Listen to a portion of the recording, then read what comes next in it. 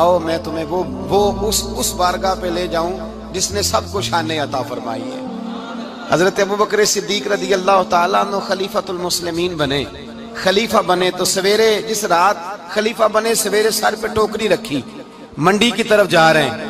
حضرت عمر فاروق رضی اللہ تعالیٰ عنہ مولا علی شیر خدا کو کسی نے بتایا کہ وہ تمہارا خلیفہ تو جا رہا ہے مزدوری کرنے، وہ تو جا رہا ہے کمائی کرنے۔ حضرت علی شیر خدا مولا کائنات جناب فاروق اعظم دونوں نے رستے میں روکا کہ ابوبکر کہاں جا رہے ہو؟ فرمانے لگے کام کرنے جا رہا ہوں، مزدوری کروں گا، منڈی میں جاؤں گا، تجارت کرتا تھا اس کو جاری رکھوں گا، بچوں کا پیٹ بھی تو پالنا ہے۔ اب تمہاری حکومت کے پیچھے بچے تو نہیں نا بھوکے مروا لینے، میں نے کچھ کرنا تو ہے۔ حضرت عمر کہنے لگے چلا آ کے بیٹھ، ہم صحابہ کو اکٹھا کرتے ہیں اور مال غنیمت سے تیرا وظیفہ لگاتے ہیں، آپ کو وظیفہ ملے گا ماہانہ، تو آپ بیٹھ کر کے مسجد میں تو ڈیوٹی کریں۔ بیٹھ گئے، مشاورت ہوئی تو حضرت ابوبکر صدیق رضی اللہ تعالیٰ عنہ سے پوچھنے لگے جناب بتلائیے آپ کا کتنا وظیفہ لگایا جائے؟ تو حضرت ابوبکر صدیق فرمانے لگے اتنا لگا دو جتنی ایک مزدور کی تنخواہ ہوتی ہے۔ تو ایک صحابی بول کے بڑے میٹھے اور دھیمے لہجے میں کہنے لگے ابوبکر اگر تیرا گزارا نہ ہوا تو، اگر تیرا گزارا نہ ہوا تو حضرت ابوبکر صدیق فرمانے لگے اگر میرا گزارا نہ ہوا تو میں مزدوروں کی تنخواہوں میں اضافہ کر دوں گا، اگر مزدوروں کے گھر جلنے لگیں گے تو میرا بھی چلے گا، میں ان کی تنخواہیں بڑھاؤں گا صرف اپنی۔ تو مزدور کے حقوق کا تعین کیا۔ سب سے پہلے تو میرے نبی پاک علیہ السلام نے منع فرمایا، فرمایا جس کو مزدوری پر رکھو پہلے اس کے ساتھ اجرت طے کرو۔ حضور صلی اللہ علیہ وسلم نے فرمایا جب تک اجرت واضح نہ ہو جاؤ کسی کو کام پر، جب تک اجرت واضح نہ ہو جائے مکمل نہ ہو جائے کہ کیا دینا ہے طے کریں، کیا لوگے جو جناب دے دیں گے لے لوں گا، شریعت اس کو پسند نہیں کرتی، محبوب نہیں رکھتی۔ پہلے اس کے ساتھ پہلا حق مزدور کو یہ دیا کہ اس کی اجرت پہلے، بولیے اجرت پہلے اجرت طے ہوگی، یہ پہلا حق ہے۔ اور مزدور کا دوسرا حق کیا بیان کیا میرے نبی پاک نے؟ فرمایا جب، اور یہ ایسی اعلیٰ بات ہے کہ جتنے حقوق لکھنے والے ہیں نا، جتنے بین الاقوامی سطح پر انسانی حقوق کا چارٹر بنانے والے ہیں، وہ کہتے ہیں کہ یہ ایسا نقطہ حضور نے بیان کر دیا ہے کہ اس سے آگے کو بڑھ ہی نہیں سکتا، یہ ایسی بات ہے کہ جس کی شرح بھی کوئی نہیں کر سکتا۔ میرے حبیب کریم علیہ السلام نے فرمایا پہلے طے کرو، اور کیا خوبصورت لفظ ہے، قانون بنا دیا۔ فرمایا جب مزدور مزدوری کر لے تو اس کا پسینہ خشک ہونے سے پہلے اسے ادا کر دینا، اس کا پسینہ خشک ہونے سے پہلے اسے اس کی مزدوری دے دو۔ ایک صحابی اپنے خادم غلام کو مار رہے تھے تو میرے نبی پاک تشریف لائے، فرمایا کیوں اسے مار رہا ہے؟ حضور غلطیاں بڑی کرتا ہے۔ تو نبی پاک نے فرمایا جتنا تجھے اس پر اختیار ہے نا اس سے کہیں بڑھ کر میرے رب کو تیرے اوپر بڑا اختیار ہے۔ کہ حضور یہ بڑی غلطی کرتا ہے میں آخر کتنا معاف کروں؟ تو حضور نے فرمایا اتنا معاف کر جتنا میرا رب تجھے معاف فرماتا ہے۔ پتہ ہے تیری صبح سے لے کر شام تک کتنی کوتاہیاں ہیں، درگزر کا حکم دیا۔ پہلا حق یہ دیا مزدوری طے کرو، دوسرا حق یہ دیا پسینہ خشک ہونے سے پہلے ادا کرو، تیسرا حق یہ دیا کہ اس سے درگزر کرو، غلطی ہو جائے تو درگزر کرو۔ تو یا رسول اللہ مزدوری کتنی دیں؟ میرے نبی پاک بخاری مسلم حضور سید عالم صلی اللہ علیہ وسلم نے فرمایا مزدور کا حق بیان کیا نبی پاک نے، اور ایک بات ارشاد فرمائی تو اس کے اندر کئی پہلو، ایک حدیث میں کئی پہلو بیان فرمائے۔ حبیب پاک نے فرمایا جیسا تم کھاتے ہو ویسا ہی اسے، بھئی بس ختم ہو گئی بات۔ اتنی بڑی بات کر دی سرکار نے۔ کبھی دیکھا ہے آپ نے کہ مزدور کو ایسے کھلایا جا رہا ہو جیسا مالی کھا رہے ہیں؟ حضور نے فرمایا بھئی مزدوروں کا حق یہ ہے کہ جیسا تم نے کھانا ہے ویسا اسے کھلانا ہے، اور فرمایا جیسا تم نے پہننا ہے ویسا اسے پہنانا ہے۔ اور پھر میرے حبیب کریم علیہ السلام نے ارشاد فرمایا اس کی ہمت سے بڑھ کر تم اس پر بوجھ نہیں ڈال سکتے، جتنا کام وہ کر نہیں سکتا اتنا تم اسے دے نہیں سکتے۔ اور فرمایا اگر اتنا کام دینا ہے جو اس کی ہمت سے زیادہ ہے تو میں اس کے مالک کو کہتا ہوں وہ بھی اٹھ کے مزدور کے ساتھ کام پہ لگ جائے، اٹھے اس کے ساتھ کام میں شریک ہو جائے۔ مزدوری کا بھی تعین فرمایا، اور پھر اس کو کام کس مقدار کا دینا ہے۔ مزدور کو किस कदर ज्यादा उस पर बोझ डाला जाएगा, ये भी मुस्तफा करीम ने बयान फरमाया। फरमाया जो ला युकल्लिफुल्लाहु नफ्सन इल्ला वुसअहा, अल्लाह भी तुम पर वो बोझ नहीं डालता जो तुम उठा नहीं सकते। तो किसी मजदूर को तुम ऐसा काम नहीं बताओगे। हजरत उस्मान गनी रदी अल्लाह ताला अन्हु एक दिन हजरत उमर फारूक से कहने लगे, उमर बस कर दे यार, तेरे बाद भी तो लोगों ने खलीफा बनना है, कैसे कोई तेरे रास्ते पे चलेगा। तो हजरत उस्मान गनी से जनाब उमर कहने लगे क्या हो गया। आप फरमाने लगे कल मैं देख रहा था कि लोग बाग में मजदूरी कर रहे थे और आप अमीरुल मोमिनीन होके उनका हाथ बटा रहे थे, हाथ बटा रहे थे। तो हजरत उमर कहने लगे बूढ़े थे, बीमार थे, मजदूरी कर रहे थे तो पसीना बह रहा था, क्या हो गया अगर थोड़ा सा मैंने साथ दे दिया। हजरत जनाब सैयदना फारूक आजम ये लफ्ज कहते हुए रो पड़े। आप फरमाने लगे मैं किसी बादशाह का शहजादा नहीं, मैं भी उसी बाप का बेटा हूं जो ऊंट चरा के गुजारा किया करता था। मैंने आगे बढ़ के लोग हैसियत भूल जाते हैं, अपनी हैसियत भूल जाते हैं। अल्लाह तबारक व तआला जब कुछ अता करता है उनका रवैया अपने मातहतों के साथ इतना सख्त और जाबिराना आमिराना हो जाता है, इस कदर ज्यादा उनके लबो लहजे में कड़वाहट आ जाती है, इस कदर ज्यादा उनकी तबीयतों के अंदर सख्ती और गुरूर भर जाता है कि वो एहसास ही नहीं करते कि जो सामने बैठा है वो बड़ा एक दुखी इंसान है और वो तकलीफ में है, वो आजमाइश में अपने आप को मुब्तला समझ रहा है। हजरत अबू ज़र गिफारी रदी अल्लाह ताला अन्हु फरमाते हैं मैं अपने मातहतों के हक में बड़ा सख्त था, सख्त थी मेरी तबीयत, मेरे गुलामों की जुर्रत ही नहीं थी कि वो मेरे सामने गुफ्तगू कर सकें और ठहर भी सकें। फरमाते हैं जिस दिन मैं कलमा पढ़ने गया, जिस दिन मैं हुजूर की बारगाह में, तो मैंने कहा हुजूर कोई खास नसीहत, तो नबी पाक ने फरमाया मेरी नसीहत तेरे लिए ये है कि जैसा तूने खाना है वैसा ही गुलाम को खिलाना है, जैसा तूने पहनना है वैसा ही गुलाम को पहनाना है। हजरत अबू ज़र कहते हैं जो मेरे अंदर कमी थी वही मेरे नबी ने नसीहत कर दी, जो मेरे अंदर कोताही थी वही गैब जानने वाले रसूल ने बतला दी। फरमाते मैं घर गया, जब मैं जाता था तो मुलाजिमों का सांस खुश्क हो जाता था, वो कांपने हाँपने लगते थे कि जाने अब ये क्या करेगा। हजरत अबू ज़र गिफारी फरमाते मैं गया, एक शख्स से मैंने कहा खाना पकाओ, खाना पकाया, दस्तरखान पे लगाया और अपने सारे मुलाजिमों को कहा आओ यार मेरे साथ बैठ के रोटी खाओ, आओ सारे मेरे साथ बैठ के खाना खाओ। फरमाते उन्होंने खाना खाया, फिर मैं उनको बाजार ले गया, जैसे कपड़े मैं पहनता था वैसे मैंने उनके लिए भी खरीदे। फरमाते हैं मेरे गुलाम कहने लगे आका खैर तो है ना, खैरियत तो है ना, क्या हुआ, मिजाज मुबारक तो ठीक है, क्या क्या हो गया। और ये जो हम फिजा को इतना खूबसूरत देख रहे हैं और ये जो हम इतनी प्यारी रिमझिम बरसती देख रहे हैं, ये जारी रहेगी या एक दिन की है।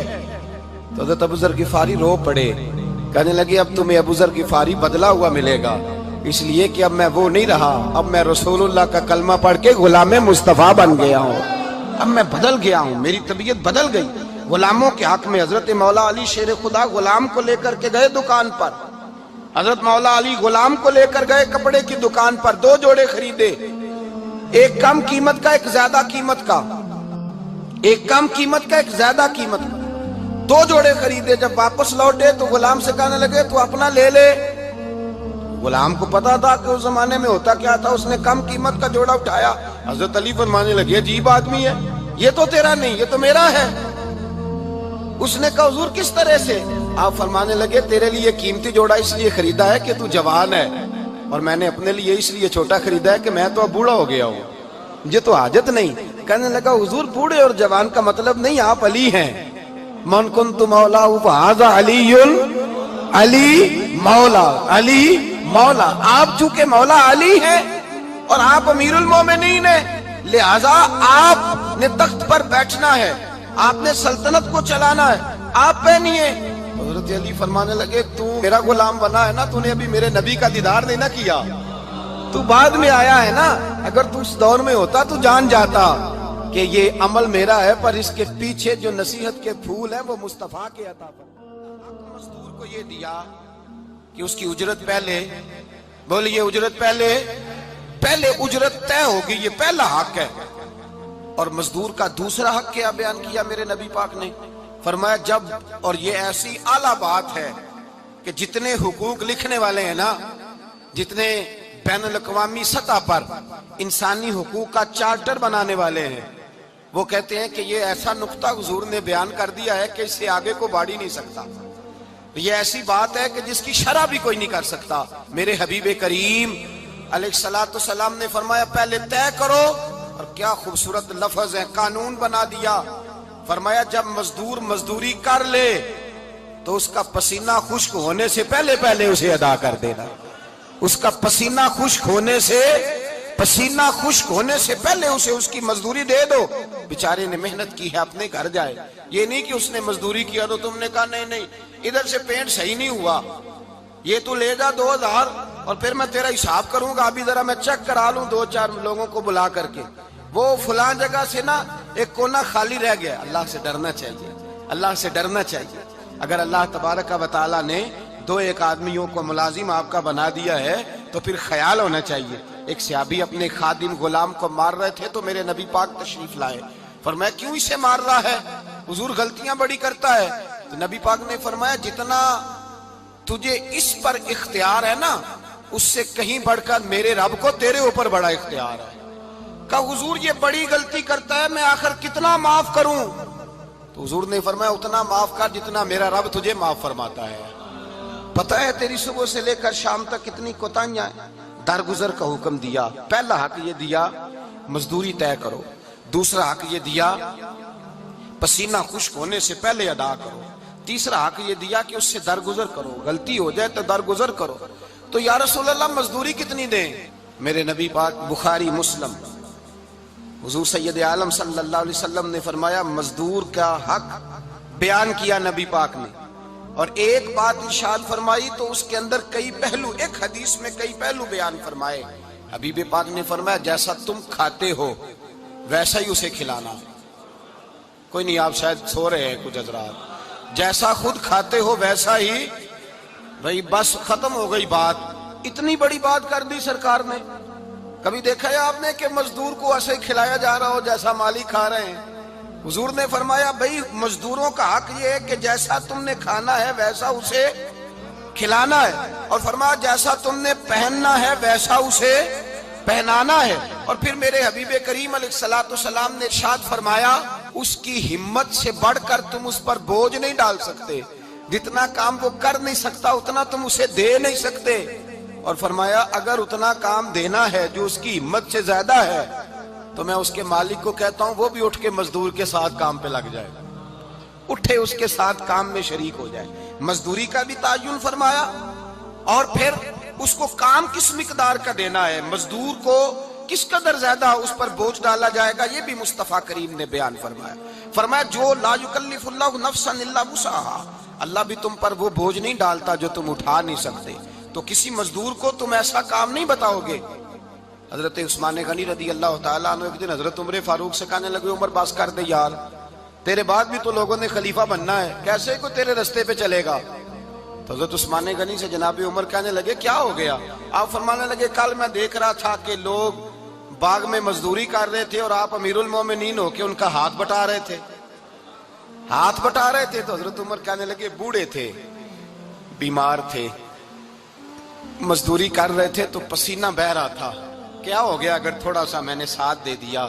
حضرت جناب سیدنا فاروق اعظم یہ لفظ کہتے ہوئے رو پڑے. آپ فرمانے لگے میں کسی بادشاہ کا شہزادہ نہیں، میں بھی اسی باپ کا بیٹا ہوں جو اونٹ چرا کے گزارا کیا کرتا تھا. میں نے آگے بڑھ کے لوگ حیثیت بھول جاتے ہیں، اپنی حیثیت بھول جاتے ہیں. اللہ تبارک و تعالیٰ جب کچھ عطا کرتا ہے ان کا رویہ اپنے ماتحت سخت اور جابرانہ آمرانہ ہو جاتا ہے. اس قدر زیادہ ان کے لب و لہجے میں کڑواہٹ آ جاتی ہے، اس قدر زیادہ ان کی طبیعتوں کے اندر سختی اور غرور بھر جاتا ہے کہ وہ احساس ہی نہیں کرتے کہ جو سامنے بیٹھا ہے وہ بڑا ایک دکھی انسان ہے اور وہ تکلیف میں ہے، وہ آزمائش میں اپنے آپ کو مبتلا سمجھ رہا ہے. حضرت ابو ذر غفاری رضی اللہ تعالیٰ عنہ فرماتے ہیں میں اپنے ماتحتوں کے حق میں بڑا سخت تھا، سخت تھی میری طبیعت، میرے غلاموں کی جرت ہی نہیں تھی کہ وہ میرے سامنے گفتگو کر سکیں اور ٹھہر بھی سکیں. فرماتے ہیں جس دن میں کلمہ پڑھنے گیا، جس دن میں حضور کی بارگاہ میں، تو میں نے کہا حضور کوئی خاص نصیحت؟ تو نبی پاک نے فرمایا میری نصیحت تیرے لیے یہ ہے کہ جیسا تو نے کھانا ہے ویسا ہی غلام کو کھلانا ہے، جیسا تو نے پہننا ہے ویسا ہی غلام کو پہنانا ہے. حضرت ابو ذر کہتے ہیں جو میرے اندر کمی تھی وہی میرے نبی نے نصیحت کر دی. جو میرے اندر کوتاہی تھی وہی غیب جاننے والے رسول نے بتلا دی. فرماتے میں گھر گیا, جب میں جاتا تھا تو ملازموں کا سانس خشک ہو جاتا تھا, وہ کانپنے ہانپنے لگتے تھے کہ جانے اب یہ کیا کرے گا. حضرت ابو ذر غفاری فرماتے میں گیا, ایک شخص سے میں نے کہا کھانا پکاؤ, کھانا پکایا, دسترخوان پہ لگایا اور اپنے سارے ملازموں کو کہا آؤ یار میرے ساتھ بیٹھ کے روٹی کھاؤ, آؤ سارے میرے ساتھ بیٹھ کے کھانا کھاؤ. فرماتے انہوں نے کھانا کھایا. پھر میں ان کو بازار لے گیا, جیسے کپڑے میں پہنتا تھا ویسے میں نے ان کے لیے بھی خریدے. فرماتے ہیں میرے غلام کہنے لگے آقا خیر تو ہے نا, خیریت تو ہے نا, کیا ہوا, مزاج مبارک تو ٹھیک ہے, کیا ہو گیا. اور یہ جو ہم فضا کو اتنا خوبصورت دیکھ رہے ہیں اور یہ جو ہم اتنی پیاری ریم جھیم برستی دیکھ رہے ہیں, یہ جاری رہے گی یا ایک دن کی ہے. تو حضرت ابو ذر غفاری رو پڑے, کہنے لگے اب تمہیں ابو ذر غفاری بدلا ہوا ملے گا, اس لیے کہ اب میں وہ نہیں رہا, اب میں رسول اللہ کا کلمہ پڑھ کے غلام مصطفیٰ